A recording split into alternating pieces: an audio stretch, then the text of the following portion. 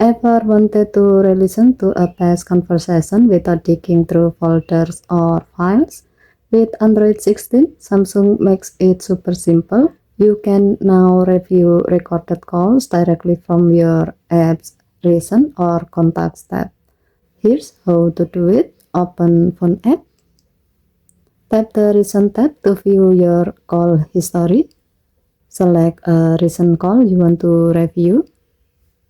Tap the history icon to open the call details.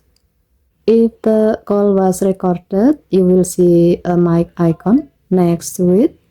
Tap the mic icon and then tap the play button to listen to the recording.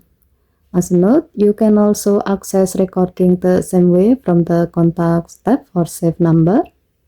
And that's it. With Android 16, checking all call recording is faster and more organized right inside your call history. No more searching through folder. It's all just a few taps away. Thank you for watching.